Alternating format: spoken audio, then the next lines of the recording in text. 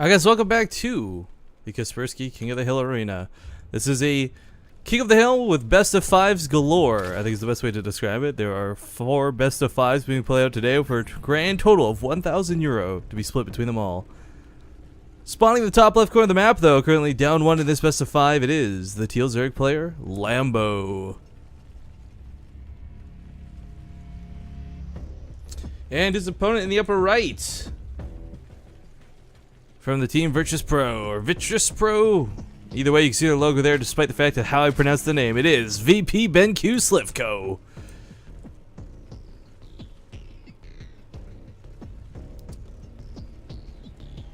And I want to thank you guys again for helping with the audio balancing today. Again, if you have any feedback in chat about audio or video, please let me know ASAP. And some of you guys have been asking where Zombie Grub is. She'll be joining me a little bit later in the cast, probably for the second round, I would imagine. She had to do something this morning. He's running a little bit late for it. She did let me know though, which is cool for her, instead of leaving me hanging. So good guy, or good girl, Zombie Grub, good guy. When I say good girl, it's like I'm talking about a dog or something. But anyways, good person co-caster let me know that she would be running a little bit late. So I know some of you guys are ZG fans. She'll be here later, don't worry. For now, though, we have a similar opening coming to both players, and they did spawn horizontally, and looks like they will accidentally give each other's position away thanks to the Overlords, but that's okay, not a big deal. Now, we did see a little bit of Zergling aggression last time, and I really wasn't expecting that, to be honest. I mean, it wasn't like a crazy collide of units. We saw a couple Lings trade out for Banelings. Really not the biggest deal in the world. What I am quite curious about, though, is the fact that they both went for it. You know, like a lot of the times you'll either blindly be caught off guard, you got one player playing super defensive mode, while the other kind of all-ins, or it's a situation where it's very little of either, and it's just a bit of poke, but they both did dedicate a lot to those Zerglings early. Would love to see some crazy aggression. I mean, I gotta be honest, guys, like, ZVZ is heralded as a lot of different things, love it or hate it. One of my favorite aspects of it is when you do see the Baneling and the Zergling control come into question, when you see players have to desperately micro their hearts out in order to just simply live. But that may not happen. We may just have that passive play into roaches. Mutalisks on Frost are not a terrible idea. It's a map with a lot of chokes, weird ridges, and awkward crevasses that make engagement sometimes a little bit difficult to take, so just ignoring all ground terrain, Mutalisks can fly over top of everything, and sometimes can be a little bit bigger, a little bit better. But of course, they're also very easily shut down. Spore Crawlers, Hydralisks, freaking Infestors, what have you.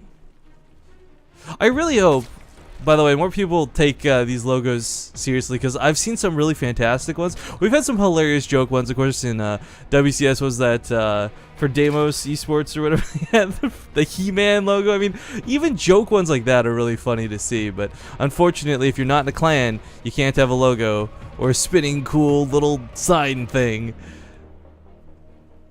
I'm actually curious to see if there's going to be any pro gamers with any like truly silly ones, but for now, Lings are going to try and get into the main to scout. 2 queens will send them back though. 2 queens is not that that odd to see at the front like this, but this early it certainly is. So I don't know if he thinks that maybe Slivko's playing gasless and went for a 3rd, or if he just actually brought both queens forward. But either way, Slivko did not want Lambo going into his base to scout those gases coming down so quickly, much less that well, he's just droning like crazy. Lambo, on the other hand, is going for a very early lair.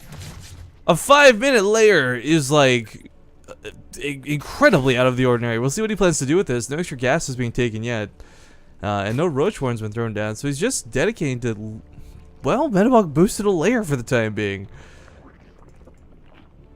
And if you see the extra gases, you can usually tell what it's going to be right off the bat. I'm thinking it's got to be like faster roaches or something odd. I mean, you can't go Mutalisks off a very fast layer with only 2 gases. Now taking his 3rd and 4th. Okay, so it might actually still be his Spire if given the opportunity. But trying to get a scout off, we'll almost pick off a Creep Tumor.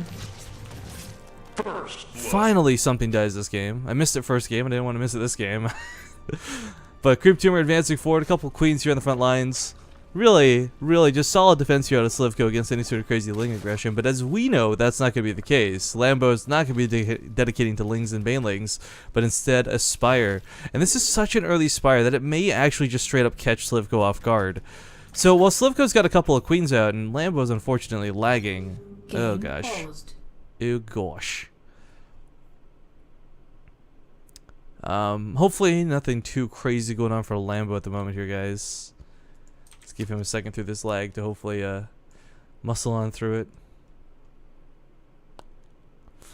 At any rate, what I was discussing before, though, was he's going to have 3 queens bouncing around, 4 queens even. No sport crawlers down yet, and there's no reason for him to have one down. This is such an insanely fast spire that we check Slivko's vision. He has no idea. No clue at all. Not even seen the lair. And that's perfectly fine. Lambo's just taking a bit of a gamble with this, though, because Mutalisks are, well, expensive to say the least. He's going to be getting out some, but it's going to be like, you know, 5 or 6, not like 9 or 10.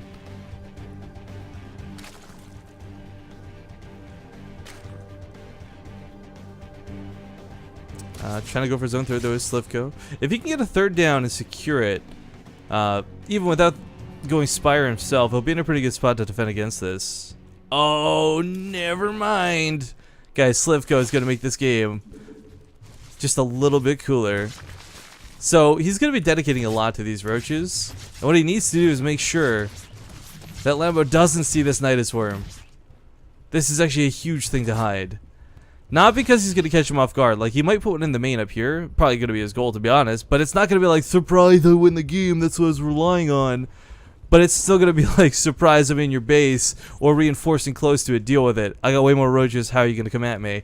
And unfortunately for Slivko, Lambo does have the Spark completing in a second. But unfortunately for Lambo, that Nidus Worm is coming up really fast. And this is going to cut out the walk distance of the entire map.